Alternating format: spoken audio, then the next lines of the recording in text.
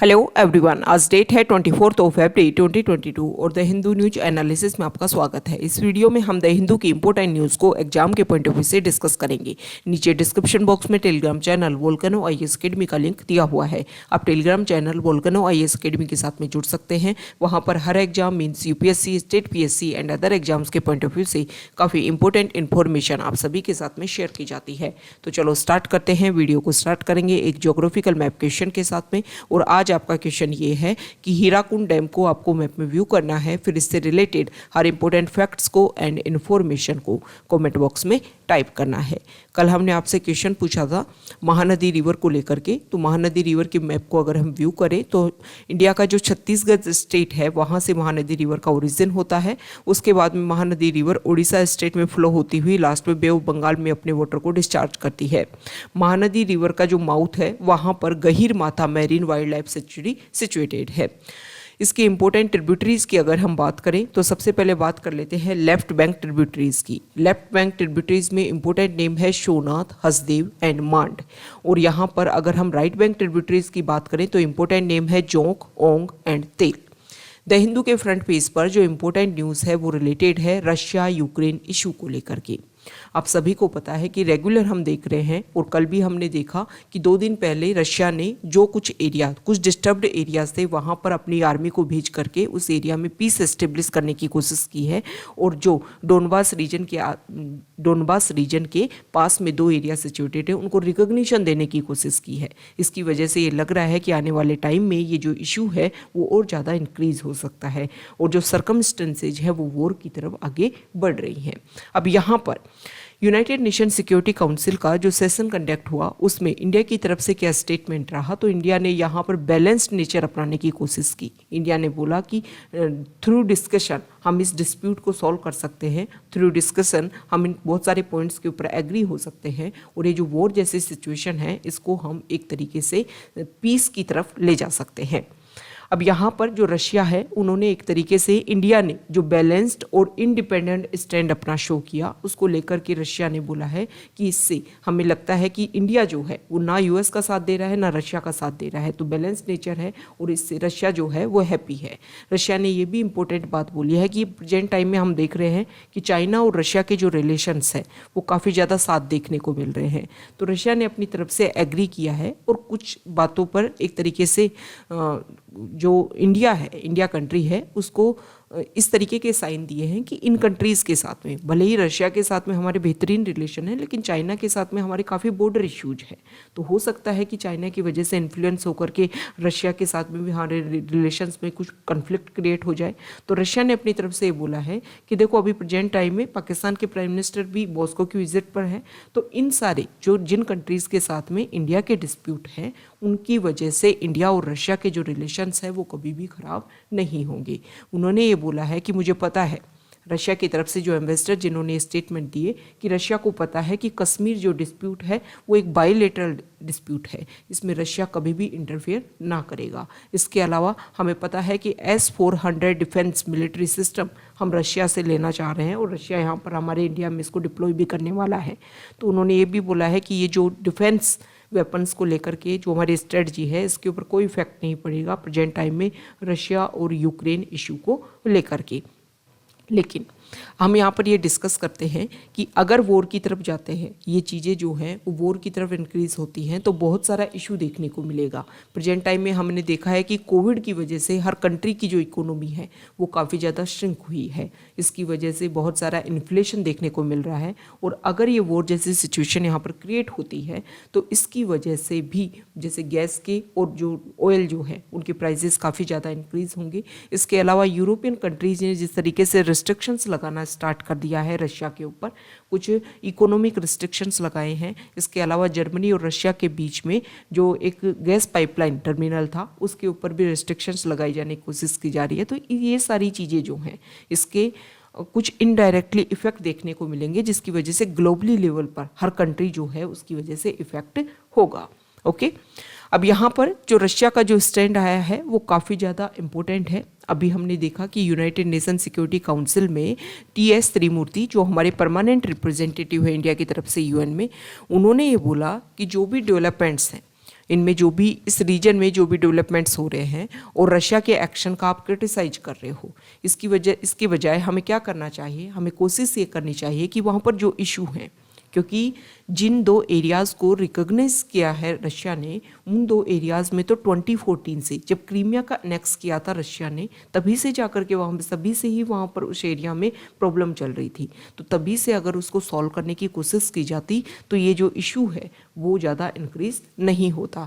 तो यहाँ पर इंडिया की तरफ से यही स्टेटमेंट है कि जो भी प्रॉब्लम है उनको हमें सॉल्व करने की ज़रूरत है। उसको ऐसे नहीं है कि अगर हम लंबे टाइम तक उसको स्ट्रेच करते रहेंगे तो एक टाइम के बाद में वो जो एरिया है वो मोर कन्फ्लिक्ट बन करके सामने आएगा। Okay, United nation security council की यहाँ पर बात की गई है। तो यूनाइटेड नेशन सिक्योरिटी काउंसिल की अगर हम बात करें तो यूनाइटेड नेशन जो है उसके इम्पोर्टेंट 6 ऑर्गन्स हैं, जिसमें से एक है यूनाइटेड नेशन सिक्योरिटी काउंसिल। पूरे वर्ल्ड में पीस और स्टेबिलिटी लाने के लिए एक तरीके से काम करता है यूनाइटेड नेशन सिक्योरिटी काउंसिल।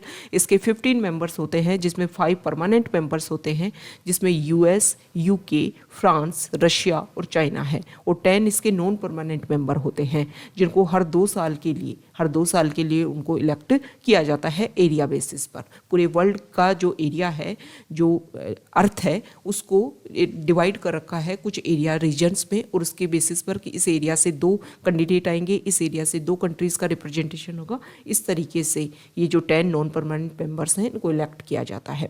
लेकिन वीटो पावर होती है वो सिर्फ और सिर्फ 5 परमानेंट मेंबर्स के पास में ही होती है।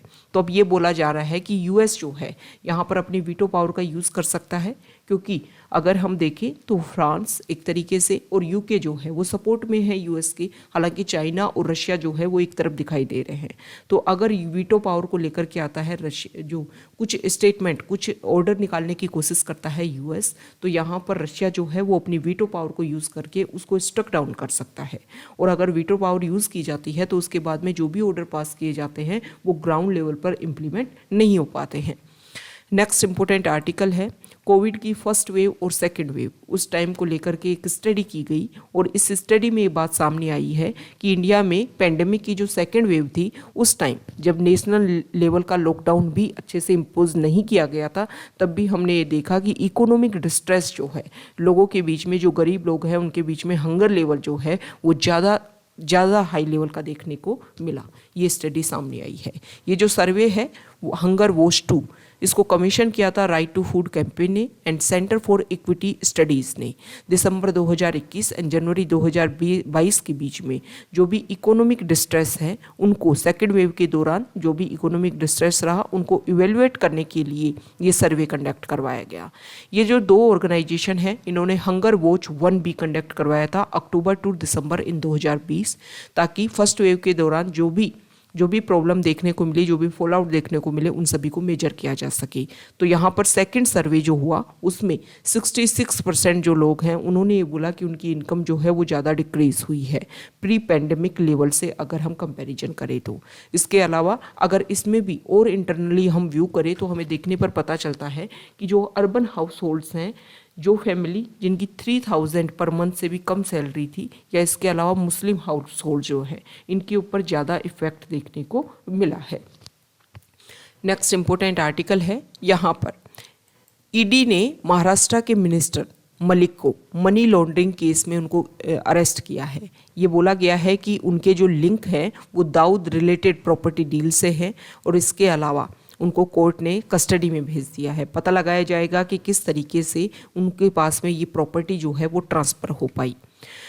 ये जो ईडी जो है, ईडी ने इनको, जिन मिनिस्टर को अरेस्ट किया है, उनको PMLA एक्ट के अंडर, मतलब मनी लॉन्ड्रिंग, मनी का गलत तरीके से कुछ करप्शन किया गया, किसी प्रॉपर्टी को खरीदने में कुछ इलीगल तरीके से प्रोसीजर को अपनाया गया, उन सभी को रेगुलेट किया जाता है इस एक्ट के अंडर।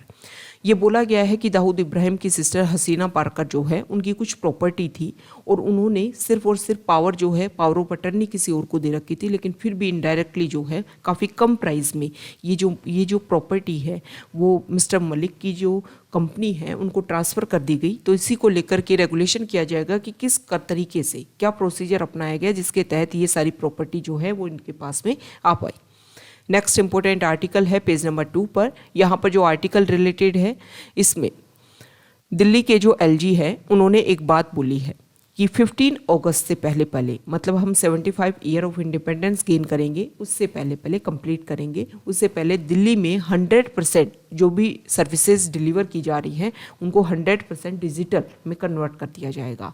अगर प्रेजेंट टाइम में हम देखें तो 456 सर्विसेज जो हैं उनमें से 425 सर्विसेज को पहले ही डिजिटलाइजेशन मोड पर ला दिया गया है।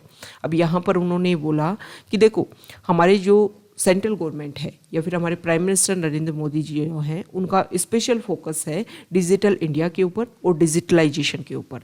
तो उन्हीं बेसिक पॉइंट्स को कंप्लीट करने के लिए कोशिश की जा रही है कि हम जैसे ही डिजिटलाइजेशन प्रोसीजर होगा उसके बेसिस पर क्या होगा कि जो ह्यूमन इंटरफेस है वो काफ़ी कम होगा, जिसकी वजह से जो ट्रांसपेरेंसी है वो ज़्यादा अच्छे लेवल पर मेंटेन रह पाएगी। इसके अलावा जो करप्शन जो है वो भी काफ़ी कम होगा और टाइम बाउंड डिलीवरी जो है, बहुत सारी जो सर्विसेज है वो टाइम बाउंड तरीके से भी लोगों को डिलीवर हो पाएंगी। तो कुछ इसके अच्छे बेनिफिट हैं। नेक्स्ट इंपॉर्टेंट आर्टिकल है पेज नंबर 3 पर।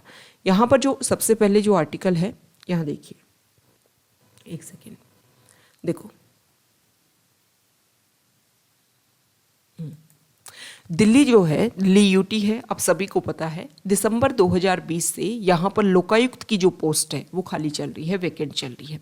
इस आर्टिकल में ये बताया गया है कि देखो आम आदमी पार्टी वो किससे आई थी, एक रिवॉल्यूशन होता है 2012-2013 के टाइम में अन्ना हजारे ने एक मूवमेंट चलाया था कि हमें लोकपाल लोकायुक्त जो पोस्ट है वो चाहिए, क्योंकि बहुत लंबे टाइम से मांग की जा रही थी। और जब ये मूवमेंट चला उसके बाद में ही 2013 में एक्ट पास होता है और उसमें लोकपाल और लोकायुक्त जो पोस्ट है वो क्रिएट की जाती है। हालांकि बहुत सारे स्टेट ऐसे हैं जिन्होंने अपने यहाँ पर जो लोकायुक्त पोस्ट है वो पहले से क्रिएट कर रखी थी। तो ऐसा नहीं है कि उस एक एक्ट के बेसिस पर ही हर स्टेट में जो लोकपाल सेंटर के लिए और लोकायुक्त जो है वो स्टेट के लिए जो पोस्ट है वो क्रिएट हुई थी। अब यहाँ पर ये बोला गया है कि आम आदमी पार्टी का ओरिजिन ही इस एक्ट के थ्रू हुआ था और दिसंबर 2020 से लोकायुक्त की पोस्ट यहाँ पर खाली चल रही है। तो फिर इसके आरोप, एक तरीके से इनडायरेक्टली आरोप लगाया गया है कि आपने जिस मोटिव के साथ में अपनी पार्टी को स्टार्ट किया था आप उसी मोटिव को भूल गए हैं और उसको कंप्लीट नहीं कर पा रहे हैं। तो यहाँ पर जो लोकायुक्त है उससे रिलेटेड हम कुछ बेसिक फैक्ट्स देखेंगे जो हमारे एग्जाम के पॉइंट ऑफ व्यू से इंपॉर्टेंट हैं। ओके, जीएस पेपर 2 से आप इसको रिलेट कर सकते हो, प्रीलिम्स के पॉइंट ऑफ व्यू से भी ये इंपॉर्टेंट है। लोकायुक्त एक एंटी करप्शन अथॉरिटी या फिर ओम्बुड्समैन होता है, जो एक ऑफिशियल अपॉइंटमेंट, गवर्नमेंट के द्वारा एक ऑफिशियल अपॉइंटमेंट किया जाता है ताकि पब्लिक के जो इंटरेस्ट हैं उनको रिप्रेजेंट किया जा सके। ओके, मोस्ट इम्पोर्टेंटली अगर हम बात करें तो ये जो लोकायुक्त जो होता है वो करप्शन के चार्जेस या फिर माल एडमिनिस्ट्रेशन पब्लिक सर्वेंट्स के खिलाफ में, इसके अलावा जो भी पब्लिक ग्रीवेंसेज होती हैं उनको स्पीडी तरीके से रिड्रेशल करने के लिए इस पोस्ट को क्रिएट किया गया था ताकि करप्शन के चार्जेस और माल एडमिनिस्ट्रेशन के जो चार्जेस हैं उनको फास्ट तरीके से सोल्व किया जा सके। सबसे पहले इसकी अगर हम हिस्ट्री की बात करें तो एडमिनिस्ट्रेटिव रिफॉर्म कमीशन, जिसको हेड किया था लेट मोरारजी देसाई ने 1966 में, सबसे पहले रिकमेंडेशन दी थी कि हमें लोकायुक्त जो इंस्टीट्यूशन है उसको सेटअप करना चाहिए ताकि जो हमारा एडमिनिस्ट्रेशन है वहाँ पर ट्रांसपेरेंसी हम ला सकें। उसके बाद में 2013 में लोकपाल एंड लोकायुक्त एक्ट आया और उसके तहत, जिसको कॉमनली हम लोकपाल एक्ट के नाम से जानते हैं, इसने प्रोवाइड किया कि जो लोकायुक्त पोस्ट है वो प्रोवाइड करेगी कि जो लोकायुक्त पोस्ट है वो इन्वेस्टिगेट करेगी कि अगर कोई भी एलिगेशन लगते हैं कि किसी भी पब्लिक सर्वेंट के ऊपर, तो उन एलिगेशन की जांच करने की, इन्वेस्टिगेशन करने की और उसके बाद में एक रिपोर्ट प्रिपेयर करी जाएगी। जिस तरीके से स्टेट और यूटीज जो हैं वहाँ पर लोकायुक्त है, सेम उसी तरीके से सेंटर में लोकपाल काम करता है। लोकायुक्त जो है वो farmer high court chief justice होता है या फिर फॉर्मर सुप्रीम कोर्ट जज होता है और इसका एक फिक्स टेन्योर होता है। सिलेक्शन में चीफ मिनिस्टर जो है वो कुछ मेंबर्स के साथ में एक कमेटी होती है और वो कमेटी जो है वो इसके बारे में फैसला लेती है कि इनको हम लोकायुक्त अपॉइंट करेंगे और बाद में गवर्नर के द्वारा उनको अपॉइंट किया जाता है। एक बार अगर लोकायुक्त को अपॉइंट कर दिया गया तो गवर्नमेंट जो है ना तो उनको डिसमिस कर सकती है ना ट्रांसफ़र कर सकती है, सिर्फ उनको हटाया जा सकता है। स्टेट असेंबली में जो इम्पीचमेंट मोशन है उसी के थ्रू उनको हटाया जा सकता है। नेक्स्ट इंपॉर्टेंट आर्टिकल है पेज नंबर 3 पर ही, यहाँ पर एक इमेज आपको दिख रही होगी और ये इमेज जो है वो खजुराहो टेम्पल से है। खजुराहो टेम्पल में एक वीक लॉन्ग कुछ डांस फेस्टिवल चल रहा है, इसकी वजह से खजुराहो टेम्पल न्यूज़ में है। तो इससे रिलेटेड हम कुछ बेसिक फैक्ट्स देख लेते हैं खजुराहो टेम्पल से। देखो, खजुराहो ग्रुप ऑफ मॉन्यूमेंट्स जो है, जहाँ पर हिंदू और जैन टेम्पल है, मध्य प्रदेश जो स्टेट है उसका जो छतरपुर डिस्ट्रिक्ट है वहाँ पर ये टेम्पल सिचुएटेड है। अगर हम कुछ इंपॉर्टेंट बात इससे रिलेटेड देखें तो यूनेस्को वर्ल्ड हेरिटेज साइट में भी इनको लिस्टेड किया हुआ है। यहाँ पर जो टेम्पल है वो नागर जो स्टाइल है, आर्किटेक्चर की जो नागर स्टाइल है उसमें यहाँ पर ये जो टेम्पल हैं वो बने हुए हैं। और 885 एडी से 1050 एडी के बीच में चंदेला डायनेस्टी ने इन खजुराहो टेम्पल के ज़्यादातर जो टेम्पल्स हैं उनको चंदेला डायनेस्टी ने बनाया था। नेक्स्ट इम्पोर्टेंट आर्टिकल है वो रिलेटेड है एडिटोरियल पेज पर।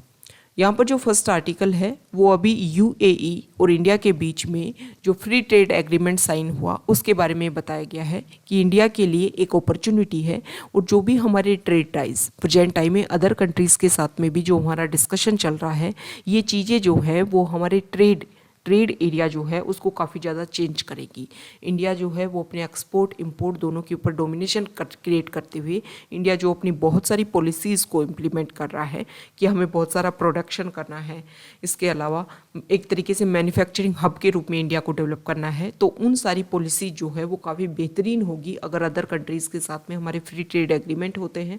और इसकी वजह से जो हमारा ट्रेड है वो काफ़ी बूस्टअप होगा और जो हमारी इकोनॉमी है उसमें भी काफ़ी ज़्यादा पॉजिटिव इफेक्ट देखने को मिलेगा।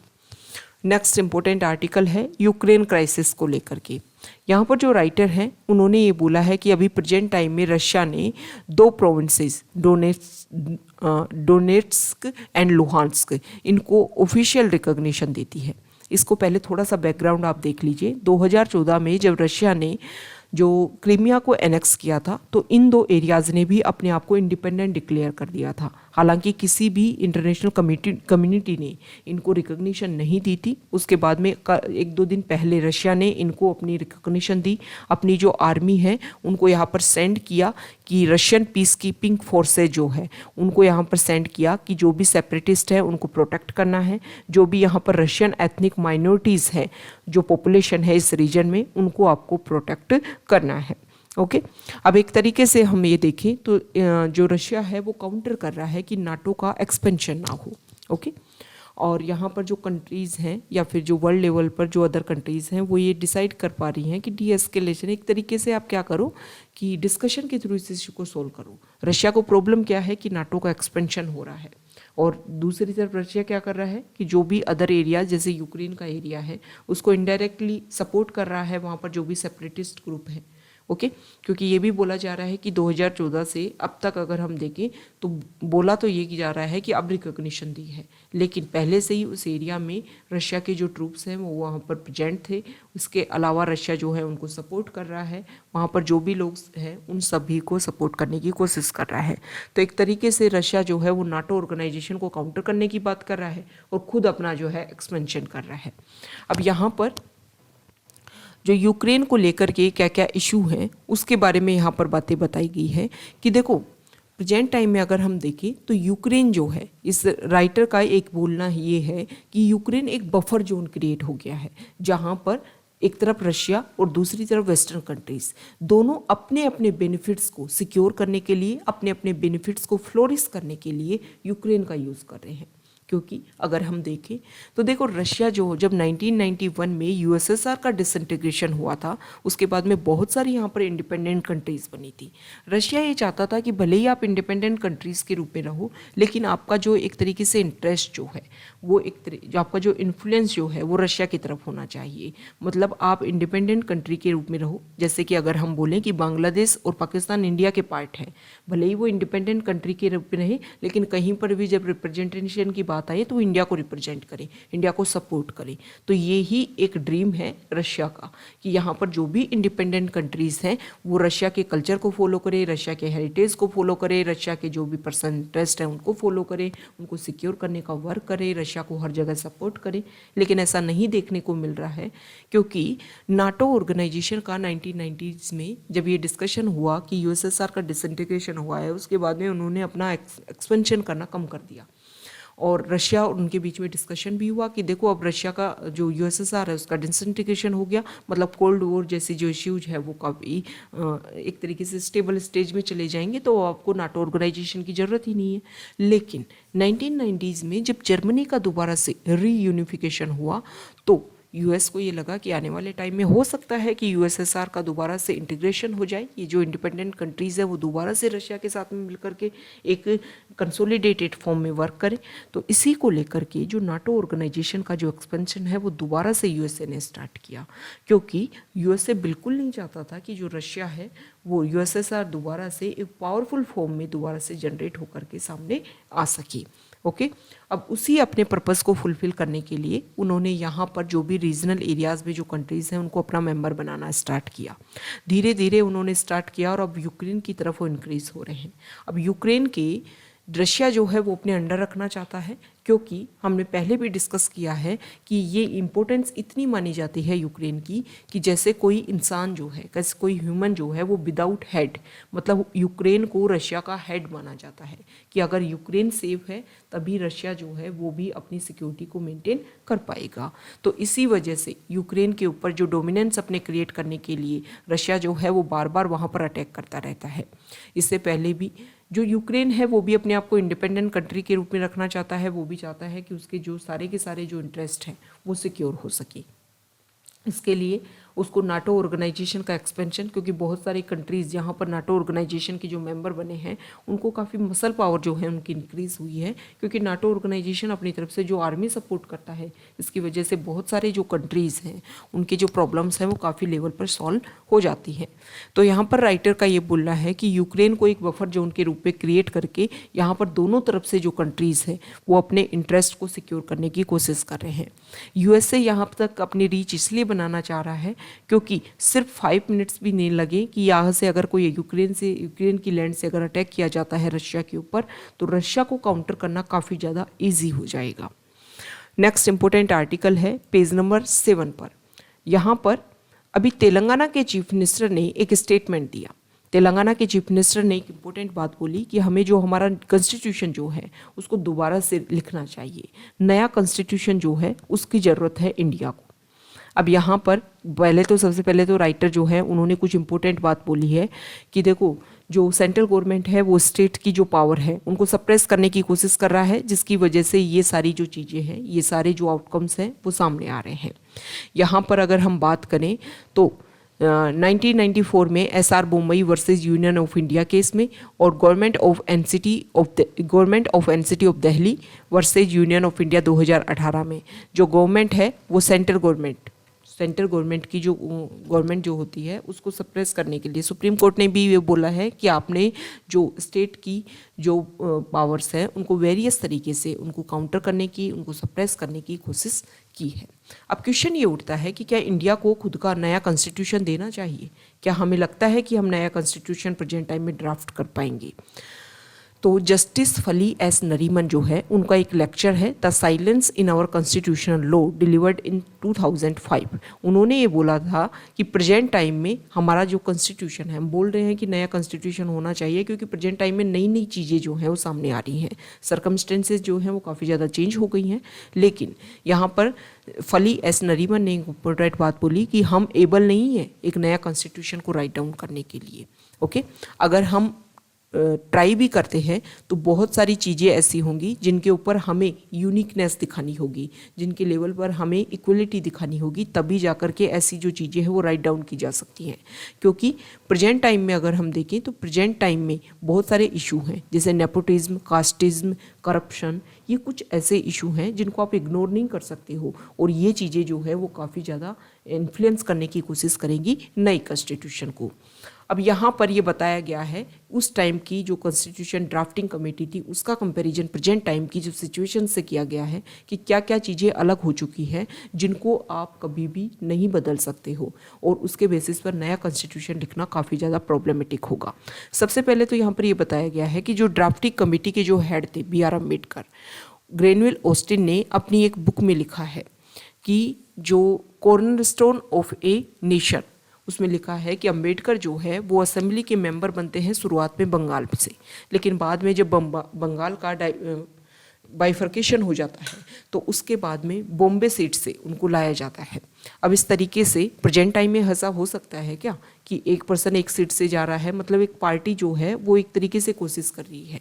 दूसरा यहाँ पर कारण बताया गया है कि उस टाइम में जो कांग्रेस पार्टी थी वो एक तरीके से डोमिनेट कर रही थी ड्राफ्टिंग कमेटी को, ओके, और ड्राफ्टिंग कमेटी को डोमिनेट कर रही थी। अब प्रेजेंट टाइम में हमारे यहाँ पर कितनी पार्टीज़ हैं, तो क्या एक पार्टी की जो बातें हैं उनके ऊपर हम सहमत हो पाएंगे? कभी नहीं हो पाएंगे।